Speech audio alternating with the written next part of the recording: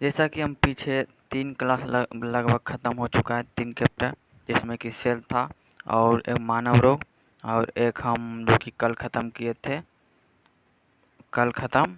हम किए थे चैप्टर। उस पीछे 3 चैप्टर को आप देख लीजिएगा तो समझ में आ जाएगा अच्छा से। आज हम चलेंगे पाचन तंत्र। आज हम चलेंगे डाइजेस्टिव सिस्टम के अंतर्गत आज हम चलेंगे।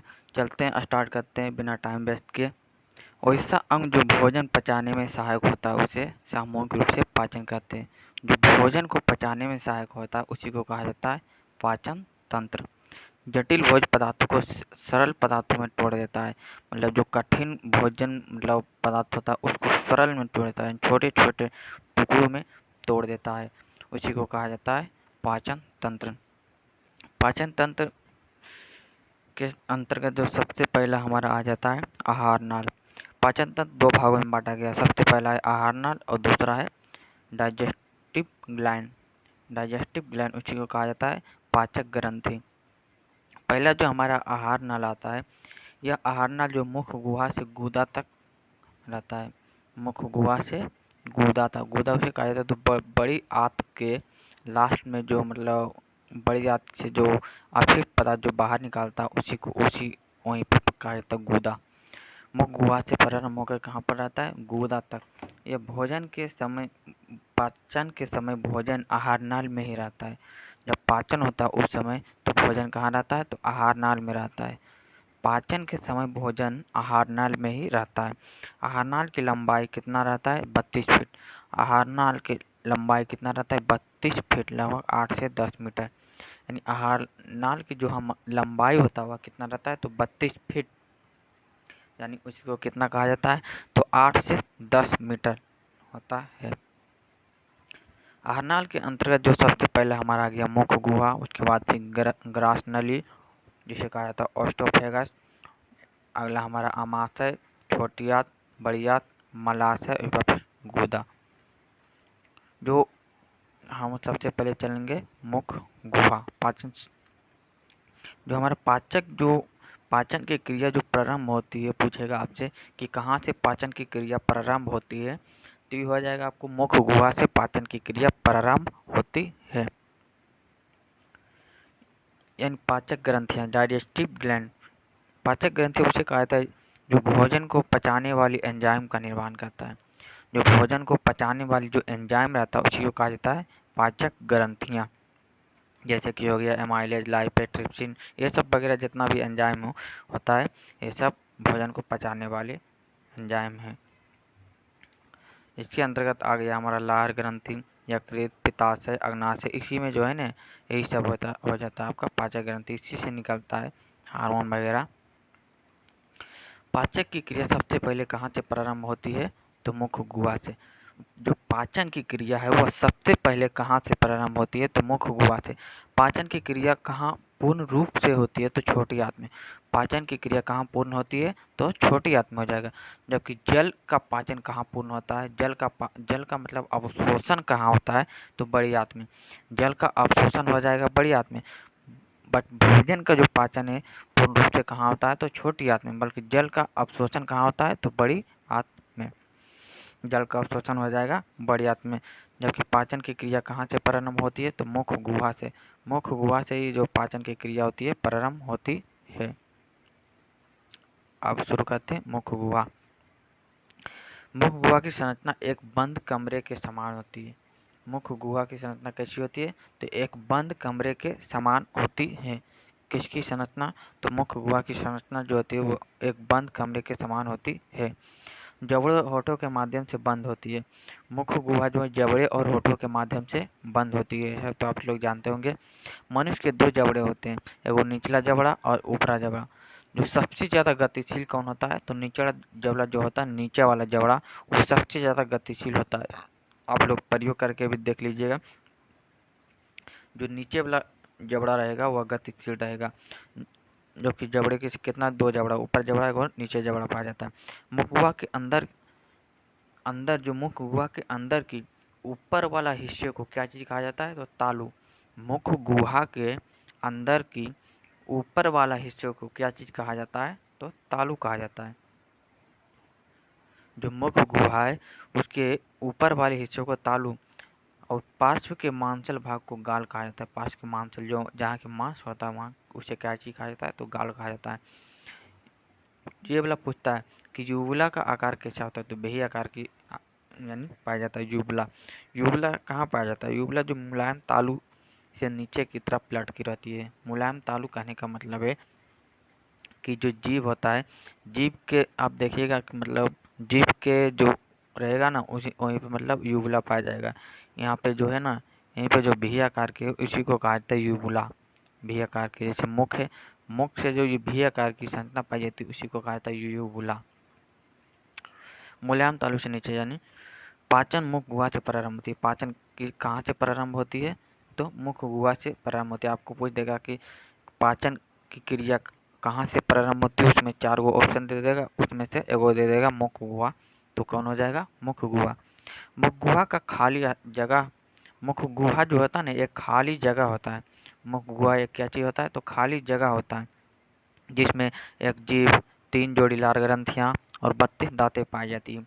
एक जीभ हो गया, 3 जोड़ी लार ग्रंथियाँ, पैरोटी, स्टेमिनुलर, सबलिंगुअल, जो पाचन में महत्वपूर्ण भूमिका निभाता है। ये सब एक जीभ, 3 जोड़ी लार ग्रंथियाँ और 32 दांत, ये सब जो पाचन में एक महत्वपूर्ण भूमिका निभाता है। अगला हम चलते हैं। मुखगुहा के फर्श पर एक मांसल मोटी रचना पाई जाती है जिसे जीभ कहते हैं। जीभ आप सब लोग जानते होंगे। जीभ के जो एक जीभ मुखगुहा से एक संरचना फ्रेनुलम के द्वारा जुड़ी होती है। जीभ जो होता है आपको पूछेगा जीभ किस संरचना के द्वारा जुड़ी होती है, तो फ्रेनुलम संरचना यानी फ्रेनुलम के द्वारा। जीभ जो है किस संरचना के द्वारा जुड़ी होती है, तो फ्रेनुलम नामक संरचना के द्वारा। जीभ मुखगुहा से एक संरचना के द्वारा जीभ किससे जुड़ी होती है, तो फ्रेनुलम संरचना के द्वारा। स्वाद का अनुभव कराने के लिए जीभ की जो ऊपरी सतह का स्वाद कलिकाएं पाई जाती है। जीभ हमारा है क्या चीज़ का? स्वाद का जो पता लगाता है। इसके जो छोटे छोटे आप देखिएगा जीभ के ऊपर जो कनिका रहेगा उसी को कहा जाता है क्या चीज़? तो स्वाद कलिकाएं पाई जाती है। स्वाद कलिकाएं जो मीठा, खट्टा, नमकीन, कड़वे स्वाद वगैरह का अनुभव करता है, जो कि आगे हम पढ़ेंगे कि कौन सा भाग में मीठी, कौन सा भाग में खट्टी, नमकीन लगता है। जीभ के कौन सा भाग में खट्टे, मीठे, नमकीन लगता है। लार ग्रंथियाँ, अगला हमारा आ गया सलेवरी ग्लैंड। लार ग्रंथि से प्रतिदिन लगभग 1 से 1.5 लीटर लार का स्राव होता है। लार ग्रंथि से आपसे पूछेगा कि लार ग्रंथि से प्रतिदिन कितना लीटर लार का स्राव होता है, तो 1 से 1.5 लीटर। कितना? 1 से 1.5 लीटर लार का स्राव होता है। लार ग्रंथियाँ जो होता है सलाइवरी ग्लैंड, लार ग्रंथियाँ जो सलाइवरी ग्लैंड उससे लार कितना लीटर जो है ना स्राव होता है, तो 1 से 1.5 लीटर स्राव होता है। अब पूछ लेगा आपको कि लार का पीएच मान कितना होता है, तो 6.8 भी कहीं देगा तो कहीं देगा आपको 6.5। 6.8 कहीं देगा तो आपको कहीं देगा 6.5। लार का पीएच मान कितना होता है, तो 6.5 या फिर 6.8, जो कि ये लार का सामान्य पीएच मान होता है। बट अगर जो आप लोग पूछ लेगा कि खाने से पूर्व या खाने के बाद जो लार का पीएच मान कितना हो जाता है, तो 7.5 से 6.5 के मध्य परिवर्तित होता है। खाने के बाद या खाने के पूर्व जो लार का पीएच मान रहता है कितना रहता है, 7.5 से 6.5 के मध्य। आगे हम चलते हैं। सभी लार ग्रंथियाँ लार स्रावित करती है। जितना भी लार ग्रंथियाँ है वो क्या चीज़ स्रावित करती है, तो सलाइवा स्रावित करती है। सलाइवा कहा जाता है यानी लार। जितना भी लार ग्रंथियाँ हैं वह सलाइवा स्रावित करती है यानी लार स्रावित करती है, जिसमें 99% जो सलाइवा में 99% जो है जल पाया जाता है। सलाइवा में कितना परसेंट जल पाया जाता है, तो 99% जो है जल पाया जाता है। किसमें? तो लार में। लार में 99% जल पाया जाता है और 1% पाचक एंजाइम पाया जाता है। आपसे पूछेगा कि सलाइवा यानी लार में कितना परसेंट जल पाया जाता है, तो 99% जल पाया जाता है। जबकि पाचक एंजाइम जो होता है पचाने में उस कितना परसेंट पाया जाता है, तो 1% ही पाया जाता है पाचक एंजाइम। हमारा पाचक एंजाइम के अंतर्गत कौन कौन आ जाता है, तो लाइसोजाइम, टाइलिन, डायस्टेज, म्यूलिन, ये सब जो है ना पाचक एंजाइम है। लाइसोजाइम, टाइलिन, डायस्टेज, म्यूलिन, ये सब पाचक एंजाइम है जो कि हम आगे भी पढ़ेंगे इसका पूरे विस्तार से। इसमें सर्वाधिक मात्रा में जो टाइलिन निकलता है, लार से जो है सर्वाधिक मात्रा में क्या चीज़ निकलता है, तो टाइलिन। पूछ लेगा कि सर्वाधिक मात्रा में लार से निकलने वाला कौन सा पाचक एंजाइम है, तो टाइलिन है। कौन सा हो जाएगा, तो टाइलिन हो जाएगा। टाइलिन और डायस्टेज जो है एंजाइम होता है, स्टार्च का पाचन करता है। स्टार्च का पाचन कौन करता है, तो टाइलिन और डायस्टेज। स्टार्च का जो पाचन करता है कौन करता है, तो टाइलिन और डायस्टेज। स्टार्च का जो पाचन करता है कौन करता है, तो टाइलिन और डायस्टेज। जो कि माल्टोज का जो पाचन करता है, माल्टोज किसका पाचन करता है, तो शर्करा और कार्बोहाइड्रेट। शर्करा को जो है कार्बोहाइड्रेट में बदल देता है कौन, तो माल्टोज। माल्टोज जो है शर्करा को कार्बोहाइड्रेट में बदल देता है कौन, तो माल्टोज। टाइलिन और डायस्टेज एंजाइम का जो है किसका पाचन करता है, तो स्टार्च का पाचन करता है। टाइलिन और डायस्टेज किसका पाचन करता है, तो स्टार्च का पाचन करता है। माल्टोज किसका पाचन करता है, यानी शर्करा को कार्बोहाइड्रेट में बदलने का काम कौन करता है, तो माल्टोज करता है। अगला अगला जो हमारा आ गया है लाइसोजाइम एंजाइम। लाइसोजाइम एंजाइम तथा थायोसाइमेट जो एंजाइम होता है, थायोसाइमेट जो आयन होता है, कीटाणुओं को मारने का काम करता है। लाइसोजाइम एंजाइम या तथा थायोसाइनेट आयन जो होता है वह कीटाणुओं को मारने का काम करता है, यानी कीटाणुओं का भक्षण करने का काम कौन करता है, तो लाइसोजाइम तथा थायोसाइनेट आयन। लाइसोजाइम आयन तथा थायोसाइनेट आयन जो कीटाणुओं को मारने का कार्य करता है। लाइसोजाइम एंजाइम तथा थायोसाइनेट आयन जो कीटाणुओं को मारने का काम करता है कौन, तो लाइसोजाइम एंजाइम तथा थायोसाइनेट आयन कीटाणुओं को मारने का कार्य करता है कौन, तो लाइसोजाइम एंजाइम तथा थायोसाइनेट आयन। म्यूलिन एंजाइम, म्यूलिन एंजाइम क्या चीज़ करता है कि भोजन को चिपचिपा पदार्थ बना देता है। आपसे पूछेगा कि भोजन को चिपचिपा बनाने में कौन सा एंजाइम कार्य करता है, तो म्यूलिन एंजाइम। भोजन को चिपचिपा बनाने का कार्य कौन करता है, तो हो जाएगा आपसे म्यूलिन एंजाइम। भोजन को चिपचिपा बनाने का काम जो है कौन करता है, तो म्यूलिन एंजाइम। भोजन को चिपचिपा जो बनाने का काम कौन करता है, तो म्यूलिन एंजाइम। चिपचिपा कहने का मतलब है लस लस, यानी उसमें जो है ना जब चिपचिपा पदार्थ बना देता है उसमें निगलने में आसानी हो जाता है, यानी म्यूलिन जो भोजन को चिपचिपा बना देने के कारण उसको जो है निगलने में आसानी होती है। किसको, तो भोजन को। मेढक तथा व्हेल में जो लार ग्रंथियाँ नहीं पाया जाता है, ये पूछता है आपसे कि कौन किस में जो लार ग्रंथियाँ नहीं पाया जाता है, तो मेढक तथा व्हेल में। मेढक तथा व्हेल में लार ग्रंथियाँ नहीं पाई जाती है। मेढक तथा व्हेल में लार ग्रंथियाँ नहीं पाई जाती। किस में लार ग्रंथियाँ नहीं पाई जाती है, तो मेढक तथा व्हेल में लार ग्रंथियाँ नहीं पाई जाती है। मनुष्य में 3 जोड़ी लार ग्रंथियाँ पाई जाती है, पैरोटिड, सबमैंडिबुलर, सबलिंगुअल। कितना जोड़ी लार ग्रंथियाँ पाई जाती है, तो 3 जोड़ी लार ग्रंथियाँ पाई जाती है, parotid, submandibular, sublingual. Parotid, submaxillary, sublingual. Parotid, submaxillary, sublingual. आपसे पूछेगा कि किस में लार ग्रंथियाँ नहीं पाई जाती है, तो मेढक और व्हेल में। मेढक और व्हेल में हो गया लार ग्रंथियाँ नहीं पाई जाती है। मेढक और व्हेल में जो है ना लार ग्रंथियाँ नहीं पाया जाता है। अगला पहला हम चलते हैं पैरोटिड। पैरोटिड 3 को पाया जाता है, 3 लार ग्रंथि पाया गया था, पैरोटिड, सबमैक्सिबुलर, सबलिंगुअल। पहला हम चलेंगे पैरोटिड में। पैरोटिड जो लार ग्रंथि वो कहाँ रहता है, कानों के नीचे एक एक उपस्थित रहता है। दोनों कानों के नीचे एक एक उपस्थित रहेगा कौन, तो पैरोटिड ग्लैंड। पैरोटिड ग्लैंड जो होता है सबसे बड़ी ग्रंथि होता है कौन, तो पैरोटिड ग्लैंड। पैरोटिड ग्लैंड जो होता है वह सबसे बड़ी होती है कौन, तो पैरोटिड ग्लैंड। इसमें पूछेगा कि ग्रंथियों में सबसे बड़ा कौन होता है, तो पैरोटिड ग्लैंड। पैरोटिड ग्लैंड का हिंदी हो जाता है आधो हनु। पैरोटिड ग्रंथि जो होता है लार ग्रंथि विषाणु द्वारा संक्रमित हो जाता है। पैरोटिड ग्रंथि जो होता है कानों के नीचे जो पाया जाता है वह विषाणु यानी वायरस द्वारा जो है संक्रमित हो जाता है, जिसके कारण जो है ना पैरोटिड ग्रंथि में सूजन आ जाता है।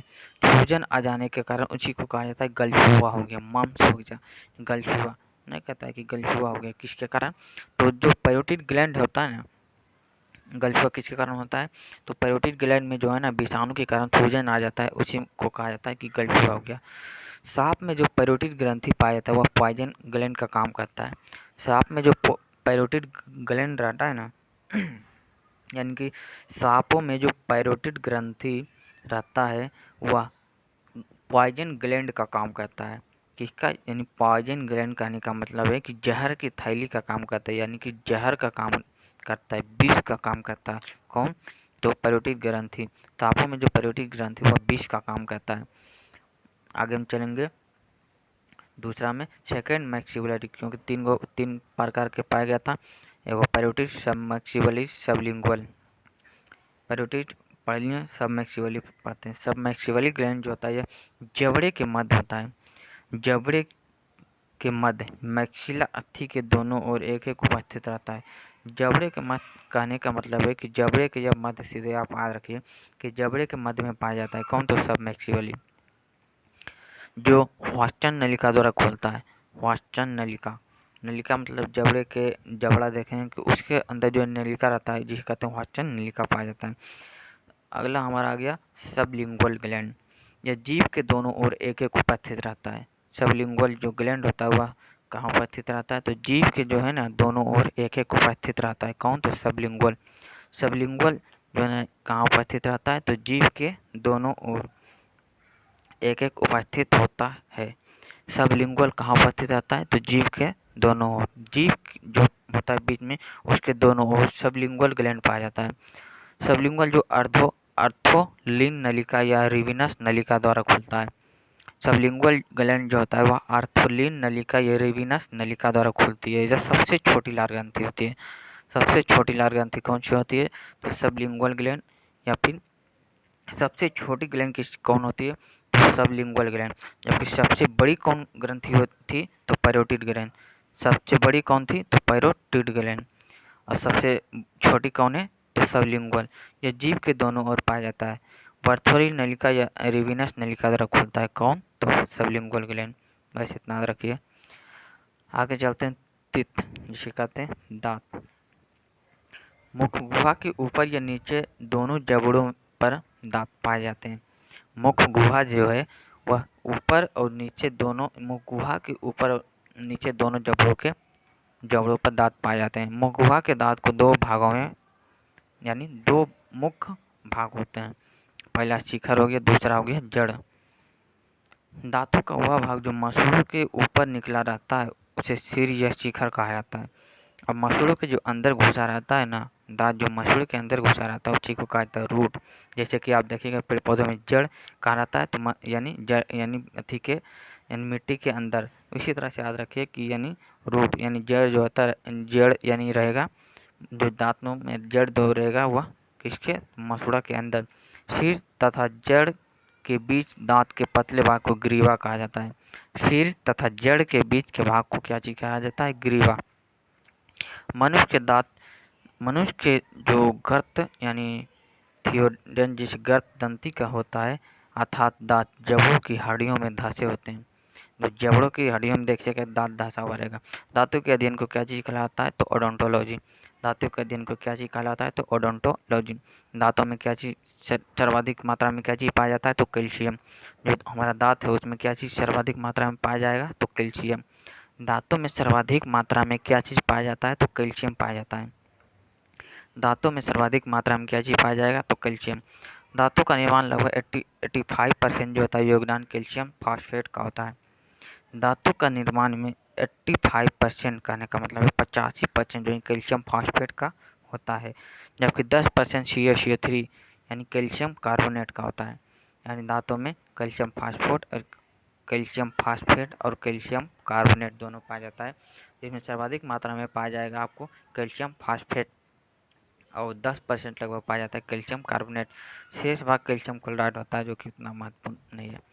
दांतों का क्षरण किसकी कमी के कारण होता है पूछेगा? तो फ्लोरीन की कमी से। दांतों का जो क्षरण होता है किसकी कमी से कारण होता है? तो फ्लोरीन की कमी से दांतों का क्षरण होने लगता है, जिसे कहते हैं दंत क्षय या फ्लोरोसिस नामक बीमारी कहा जाता है। दांतों का क्षरण किसकी कमी से? फ्लोरीन की कमी से। प्रत्येक दांत की भीतरी गुहा को मज्जा गुहा, जिसे कहते हैं पल्प कैविटी।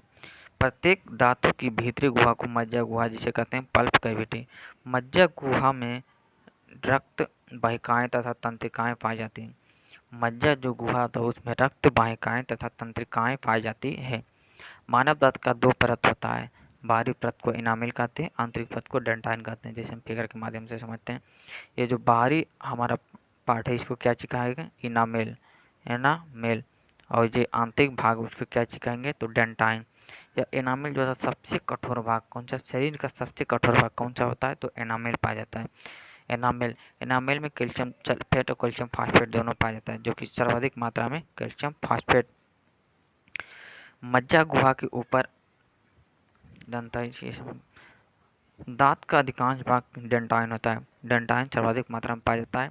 दांत का अधिकांश भाग डेंटाइन होता है, जिससे कि आप यहाँ देखिएगा कि ये लगभग इतना भाग क्या चीज़ है, डेंटाइन है, जबकि एनामेल लगभग इतना ही भाग है।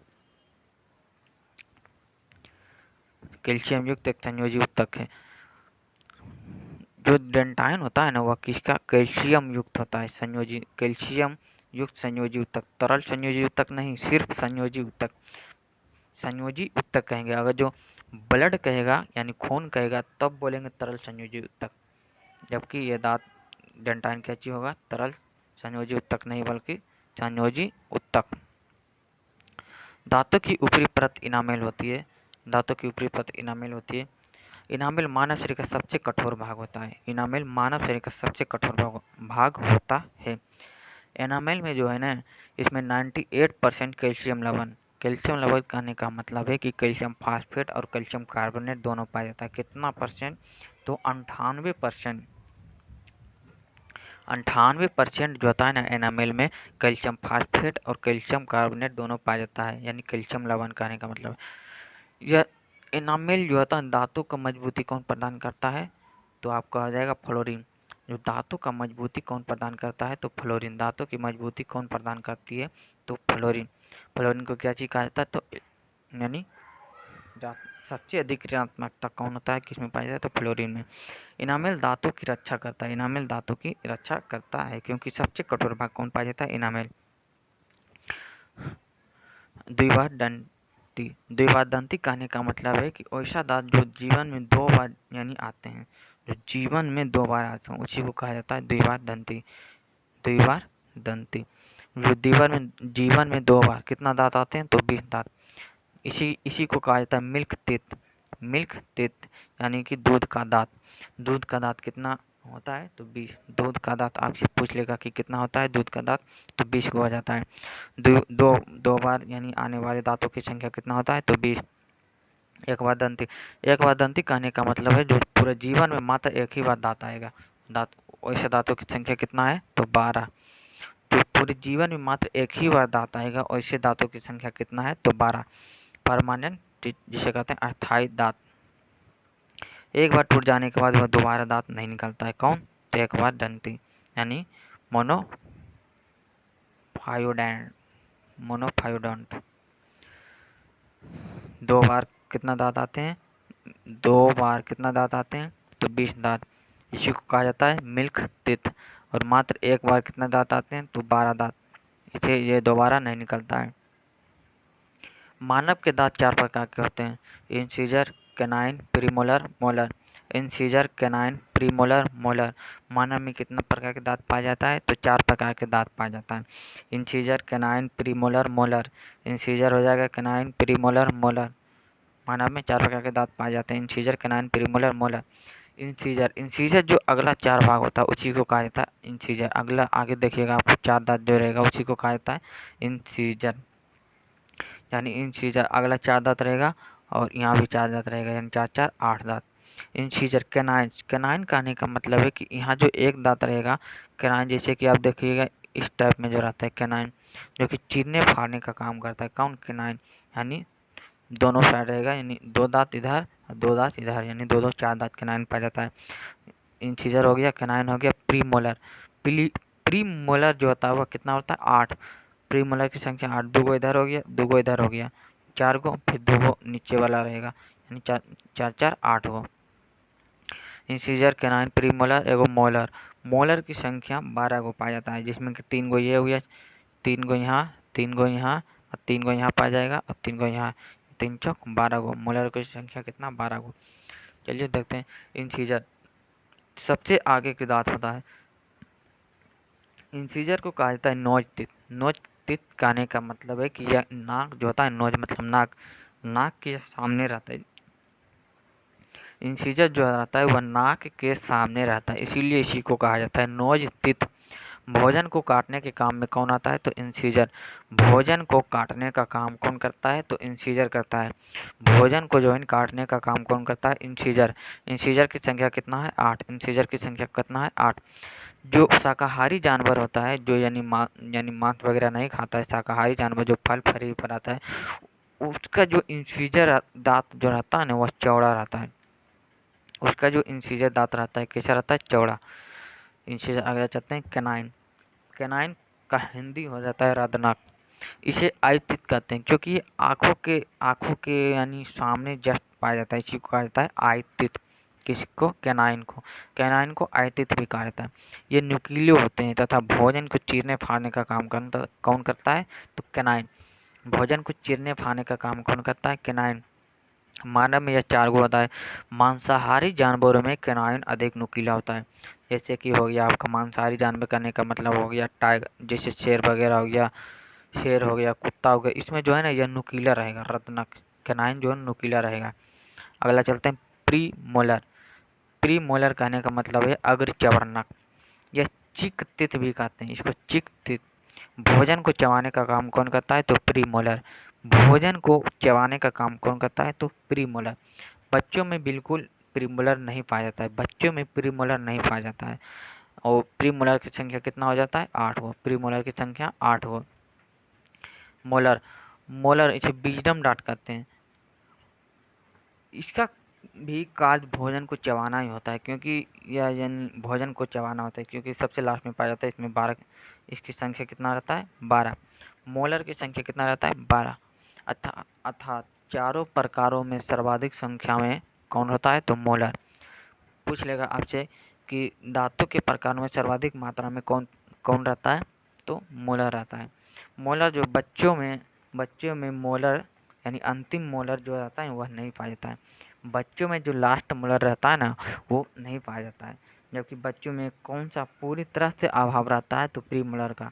पूछ लेगा आपसे कि बच्चों में कौन दांतों में से कौन सा मतलब पूरी तरह से पूर्णतः अभाव रहता है? तो आपका हो जाएगा प्री मोलर। आपका कैसे हो जाएगा? Pre molar. प्री मोलर का पूर्णतः अभाव रहता है। किसमें? तो बच्चों में। बच्चों में 20 दांत टूटने के बाद दोबारा निकलते हैं, उसी को कहा जाता है यानी द्विबार दंती जो कि पढ़ा चुके हैं, 2 बार यानी निकलता है। कौन? 20 दांत। 20 दांत को दूध का दांत भी कहा जाता है। 12 वर्ष की अवस्था में पूर्णतः टूट चुके होते हैं। यह 12 जो वर्ष की अवस्था तक यानी बच्चे लोग होते हैं, उसका जो दांत होता है वह पूर्णतः 20 दांत टूट चुके होते हैं। दोबारा दांत यानी निकलना प्रारंभ हो जाते हैं। इस प्रकार के मानव में यानी पूरे मानव जीवन में दांतों की कुल संख्या कितना आता है? तो 52। मानव जीवन में दांतों की कुल संख्या कितना? तो 52। पक्षियों की चोंच दांत का ही रूप यानी रूपांतरित रूप लेता है। कहने का मतलब है कि जिस तरह से मानव यानी खाने का जो चबाने का काम करता है वह दांत करता है, उसी प्रकार से पक्षियों का जो चोंच होता है वह दांतों का रूपांतरण रूप लेता है, यानी दांतों की तरह ही कार्य करता है पक्षियों का चोंच। हाथी का जो बाहरी दांत निकला रहता है वह उसके ऊपरी जबड़े का सेकंड इंसीजर होता है। Second incisor canine premolar molar बता दिए हैं आपको, आप देख लीजिए। यानी सेकंड जो इंसीजर होता है कौन? तो हाथी का जो बाहर निकला दांत रहता है वह हाथी का जो बाहर निकला दांत रहता है वह सेकंड इंसीजर रहता है। ई फार्मूला चलते हैं डेंटल फार्मूला पर चलते हैं। एडल्ट कहने का मतलब है कि वयस्क में 2 1 2 3 हो जाएगा। 2 1 2 3 2 1 2 3 कहने का इस तरह से याद रखिए। ऑप्शन में जब रहेगा देखिएगा कि आप सभी को जोड़ दीजिएगा। 3 2 5 3 8 8 हुए, तो 8 को 4 से गुना कर दीजिए, 8 चौक 32 दांत हो गया। इस तरह से याद रखिए। और ये बच्चों में इस तरह से याद रखिए कि 5 को जोड़ दीजिए आप, 5 को इसको भी 4 से गुना कर दीजिए, यानी 5 चौक 20। बच्चों में 20 दांत यानी दोबारा आते हैं, उसी को कहा जाता है क्या चीज़? Dental formula. दंत सूत्र द्वारा दांतों का 1/4 भाग ही दिखाई देता है, यानी दांत जो होता है ना वह पूरा दिखाई नहीं देता है। दांत जितना होता है उसका मात्र 1/4 भाग ही दिखाई देता है। जैसे 4 भाग में से मात्र आपको एक ही भाग दिखाई देगा, किसका? तो दांतों का। 1/4 भाग का आने का मतलब है कि टोटल 4 भाग है, उसका मात्र आपको एक ही भाग दिखाई देता है, कौन? तो दांत। जानवरों में ऊपरी जबड़ों में दांत नहीं पाया जाता है। जानवरों में देखिए, जानवरों में आप लोग देखिएगा कि यानी ऊपर जो जबड़ा होता है ना उसमें दांत नहीं पाया जाता है। स्तनधारियों में सर्वाधिक दांत किसका होता है? तो सुअर और घोड़ा का। स्तनधारियों में सर्वाधिक दांत किसका होता है? सुअर और घोड़ा का, जिसमें जिनकी संख्या कितना? 44। स्तनधारी में सर्वाधिक दांत किसका होता है? तो सुअर और घोड़ा का। मच्छर में दांतों की संख्या कितना होती है? 47। मच्छर में जो दांतों की संख्या कितना होती है? तो 47। मच्छर में दांतों की संख्या कितना होती है? 47। गाय और भैंस में तो 32 उतना, मानव गाय भेड़ वगैरह में, ये सब में 32 पाया जाता है। अगला हम चलते हैं ऑस्टियोफेगस, जिसे कहते हैं ग्रास नली। मुख गुहा को अमाशय से जोड़ने का काम कौन करता है? मुख गुहा कहने का मतलब है कि जो हमारा मुंह है, मुंह को अमाशय से जोड़ने का काम कौन करता है? तो ग्रास नली। यह एक लंबी नली के समान होती है। ग्रास नली एक लंबी नली के समान होती है जो लार में मिले भोजन को निगल द्वारा प्राप्त करता है। पाचन की क्रिया नहीं होती है। अगर आपसे पूछेगा कि ग्रासनली में क्या पाचन की क्रिया होती है, तो ग्रासनली में पाचन की क्रिया नहीं होती है, यह सिर्फ निगलने का काम करता है। ग्रासनली में यानी पाचन की क्रिया नहीं होती है। मनुष्य में 10 इंच लंबी होती है। ग्रासनली कितना इंच लंबा होता है? तो 10 इंच लंबा होता है। 10 इंच लंबा होता है। जिराफों में ग्रासनली सबसे सर्वाधिक लंबी होती है। जिराफों में जो यानी कि सर्वाधिक लंबी ग्रासनली होती है। ग्रासनली किसे कहा जाता है? ग्रासनली ऑस्टियोफेगस। जैसे कि आप देखेंगे कि ये जो मनुष्य का सिर है, मान के चलिए, ये जो लंबी तरह से पाया जाता है ना, इसी को कहा जाता है ग्रासनली। इस टाइप में रहता है, तो यानी इसी को कहा जाता है पूरा। ग्रासनली की लंबाई कितना होता है? 10 इंच। सर्वाधिक लंबी किस में होती है? तो जिराफों में। कर्माकुचन के कारण भोजन से अमाशय में पहुंचता है। ग्रासनली से अमाशय में पहुंचता है, कौन? किसके द्वारा? तो कर्माकुचन के कारण भोजन ग्रासनली से अमाशय में पहुंचता है। कौन सा यानी किसके द्वारा भोजन ग्रासनली से अमाशय में पहुंचती है? तो कर्माकुचन के द्वारा। ग्रासनली व अमाशय के बीच एक बॉल्व, जिसे कहते हैं स्प्लिंटर भोजन को वापस यानी ग्रासनली में जाने नहीं देता है।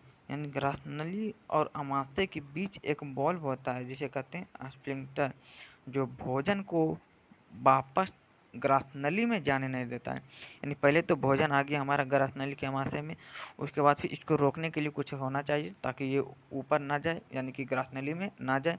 तो ये रोकने के लिए स्प्लिंटर।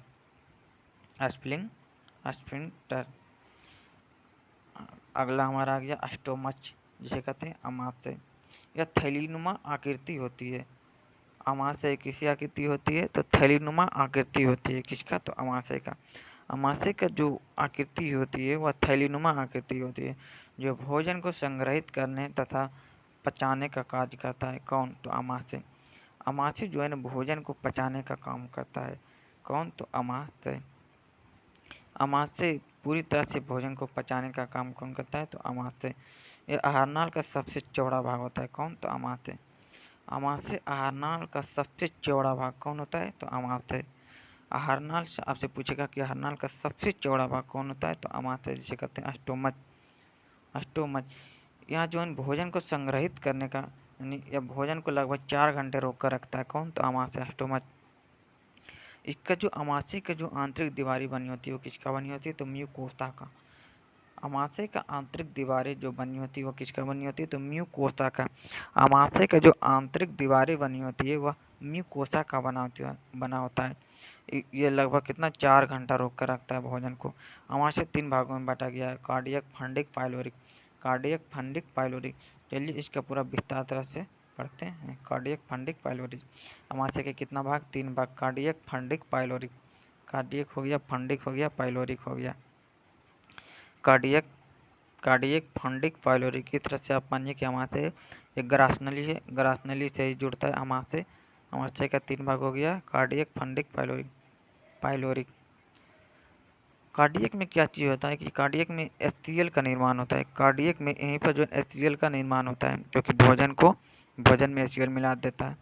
और ये फंडिक में रोजी पाया जाता है। रोजी इसीलिए पाया जाता है क्योंकि भोजन नहीं करने के कारण यही रोजी खड़ा हो जाता है। खड़ा हो जाने के कारण पेटों में चुभन महसूस होता है। चुभन करने का मतलब है कि मतलब दर्द की तरह, यानी लगेगा कि मतलब कि रोगी जब खड़ा हो जाता है ना, खड़ा हो जाने के कारण जो इन पेटों में चुभन महसूस होने लगता है। किसके कारण? तो रोगी के खड़ा हो जाने के कारण। रोगी कहाँ पाया जाता है? तो फंडिक में पाया जाता है। अगला हमारा आ गया पाइलोरिक। पाइलोरिक जो होता है ना, पाइलोरिक यहाँ से हमारा जठर रस का स्राव होता है। कहाँ से? पाइलोरिक से जठर ग्रंथि का स्राव होता है। आगे की ओर चलते हैं। कार्डियक की एचसीएल निकलता है, बता दिए कि कार्डियक से जो है ना एचसीएल निकलता है। जो एचसीएल जो होता है ना, टाइलिन के प्रभाव को समाप्त कर देता है। जो हमारा लार में जो टाइलिन पाया गया था, वह जो भोजन के माध्यम से जो जाएगा, तो उसी को टाइलिन को जो है समाप्त करने का काम कौन करता है? तो एचसीएल करता है। यानी कीटाणुओं को मारने का भी काम कौन करता है? तो एचसीएल। कीटाणुओं को जो भोजन के माध्यम से जो कीटाणु जा रहा है भोजन में, उसको मारने का काम कौन करता है? तो एचसीएल करता है। यह भोजन को अम्लीय बना देता है। कौन? तो एचसीएल जो होता है ना, भोजन को अम्लीय बना देता है। एंजाइम की यह भोजन को अम्लीय बना देता है तथा एंजाइम की क्रियाशीलता को भी बढ़ा देता है। यह एंजाइम की जो क्रियाशीलता क्षमता होता है ना, उसको भी बढ़ा देता है। कौन? तो एचसीएल। अब हो गया पहला कार्डियक। फंडिक, दूसरा हम चलते हैं फंडिक। फंडिक में कांटेनुमा रचना पाई जाती है, जिसे कहते हैं रूजी। कांटेनुमा रचना पाई जाती है, बता चुके हैं, रूजी। यह भोजन को रोक कर रखने का काम कहाँ करता है? फंडिक में। आपसे पूछेगा आमाशय के कौन सा भाग में जो है ना भोजन को रोकने का काम करता है? तो फंडिक। फंडिक। आमाशय में कौन सा भाग यानी भोजन को रोकने का काम करता है? तो फंडिक। फंडिक में ही रूजी पाया जाता है। रूजी अगर जो यहाँ पे भोजन नहीं रहेगा तो यही यानी खड़ा हो जाता है। खड़ा हो जाने के कारण ये पेटों में चुभन महसूस होने लगता है। कौन? किसके कारण? तो रूजी के खड़ा हो जाने के कारण। पाइलोरिक में जठर ग्रंथि पाई जाती है। पहला हो गया फंडिक पाइलोरिक, यानी कार्डियक, फंडिक, पाइलोरिक। तीसरा में हमारा आ गया पाइलोरिक। हम फंडिक पढ़ चुके हैं, फंडिक हो गया, fundic pyloric, cardiac, fundic, cardiac हो गया, फंडिक हो गया, पाइलोरिक पढ़ेंगे। पाइलोरिक में हम बता चुके हैं कि जठर रस निकलता है। पाइलोरिक में ही गैस्ट्रिक जूस निकलता है। किससे? तो पाइलोरिक से। अमाशय के पाइलोरिक भाग से ही गैस्ट्रिक ग्लैंड निकलता है। अगर जो जठर ग्रंथि काम नहीं करता है, पाइलोरिक यानी जठर ग्रंथि जब काम नहीं करता है ना, तो उसी रोग को कहा जाता है गैस्ट्रिक। आपको यानी गैस्ट्रिक की शिकायत आ जाती है। अगर जो जठर ग्रंथि काम अच्छा से नहीं कर रहा है तो समझिए कि आपको गैस्ट्रिक की शिकायत आ जाता है। अगला हम जाते हैं श्लेष्मा। श्लेष्मा जिसे कहते हैं म्यूकस, श्रवण करता है। म्यूकस सेल उसे कहा जाता है, जैसे कि आप देखिएगा कि नाक, यानी नाक पे जो है ना, यानी द्रव की तरह थोड़ा निकलेगा, उसी को कहा जाता है श्लेष्मा। नाकों में जो द्रव की तरह निकलता है उसी को कहा जाता है श्लेष्मा। ये हो गया पेप्टिक जाइमोजेन सेल, यानी पेप्टिक सेल। पेप्टिक सेल का काम क्या चीज़ है? तो पेप्सिनोजेन तथा प्रोरेनिन नामक एंजाइम का स्राव कौन करता है? तो पेप्टिक सेल। पेप्टिक सेल किसका स्राव करता है? तो पेप्सिनोजेन तथा प्रोरेनिन नामक एंजाइम का स्राव कौन करता है? तो पेप्टिक सेल। अगला हमारा आ जाता है भित्तीय कोशिका, इसी को कहा जाता है पेरिटल सेल। ये हाइड्रोक्लोरिक अम्ल का स्रावन करता है। कौन? तो भित्तीय कोशिका। यानी हाइड्रोक्लोरिक अम्ल का स्रावन कौन करता है? तो पेरिटल सेल। यानी जठर रसों में क्या चीज़ पाया जाता है? तो रेनिन तथा पेप्सिन। जठर रसों में क्या चीज़ पाया जाता है? ये पूछता है कि जठर रस में क्या चीज़ पाया जाता है? तो रेनिन तथा पेप्सिन। आपसे पूछ लेगा कि जठर रस में क्या चीज़ पाया जाता है? तो रेनिन तथा पेप्सिन। रेनिन जो होता है दूध को यानी दही में बदलने का काम करता है। कौन? तो रेनिन। दूध को दही में बदलने का काम कौन करता है? रेनिन। दूध को दही में बदलने का काम कौन करता है? रेनिन। जबकि यह दूध को अर्थात दूध को पचाता भी है कौन, तो रेनिन। बट दूध में उपस्थित केसिन प्रोटीन को कैल्शियम पाराकेसिनेट में बदलता है। दूध में उपस्थित कौन सा प्रोटीन रहता है, तो केसिन प्रोटीन। बट दूध को पचाने का काम कौन सा करता है, तो रेनिन। दूध में उपस्थित कौन सा प्रोटीन, केसिन प्रोटीन, इसी को यानी कैल्शियम पाराकेसिनेट में बदल देता है, कैल्शियम पाराकेसिनेट में बदल देता है। कैसिन प्रोटीन जो होता है ना, वह दूध का सफ़ेद रंग किसके कारण होता है, तो कैसिन प्रोटीन के कारण ही दूध का सफ़ेद रंग होता है। दूध का सफ़ेद रंग कौन से प्रोटीन के कारण, कैसिन प्रोटीन के कारण। कैसिन प्रोटीन के कारण दूध का सफ़ेद रंग होता है।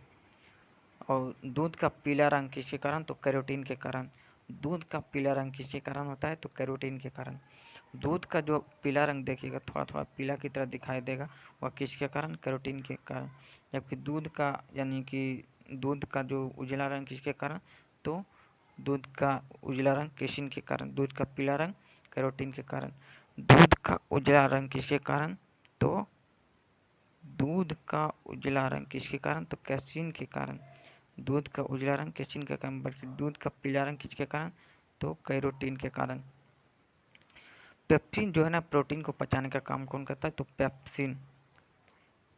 प्रोटीन को पचाता कौन है, तो पेप्सिन पचाता है प्रोटीन को।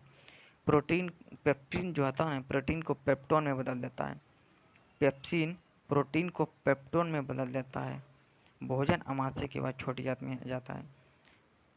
इसी के समय जब प्रोटीन को पेप्टोन में बदल देता है, तब अमाशय के बाद भोजन कहाँ जाता है, तो छोटी आंत में जाता है, जहाँ भोजन अब कायम का रूप ले चुका होता है। आपसे पूछेगा कि भोजन कहाँ कायम का रूप ले चुका होता है, तो जब अमाशय से छोटी आंत में जाने वक्त भोजन किसका रूप ले लेता है, तो कायम का रूप ले लेता है, यानी छोटी आंत में जाने। मनुष्य की आंत कितना प्रकार के होते हैं, दो भाग में बांटा गया। मनुष्य की आंत दो भाग में, छोटी आंत एवं बड़ी आंत। छोटी आंत और बड़ी आंत। शाकाहारियों में आंत की लंबाई अपेक्षाकृत अधिक होती है। शाकाहारी कहने का मतलब है कि जो मांस वगैरह नहीं खाते हैं उसी को कहते हैं शाकाहारी। में जो होता है ना, आंत की लंबाई अधिक होती है, जिससे भोजन अवशोषण हेतु अतिरिक्त पृष्ठ क्षेत्र मिल सके।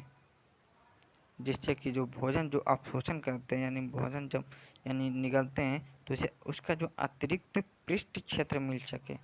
उसका अतिरिक्त पृष्ठ क्षेत्र कहने का मतलब है कि अधिक, यानी कि अधिक जो है ना उसका यानी क्षेत्रफल यानी मिल सके। इसी के कारण इसका जो है ना लंबाई बड़ा होता है। चलिए आज यहीं तक रहने देते हैं। अब बाकी बात हम अगला क्लास में देखेंगे, जो कि अगला क्लास हमारा चलेगा छोटी आंत तथा बड़ी आंत, जो कि लगभग 1 से 2 क्लास में एंड हो जाएगा पूरा डाइजेस्टिव सिस्टम। चलिए, जय हिंद, जय भारत। आप सभी लोग जरूर सपोर्ट करें, इस चैनल को सब्सक्राइब करें। चलिए आज यहीं तक रहने देते हैं।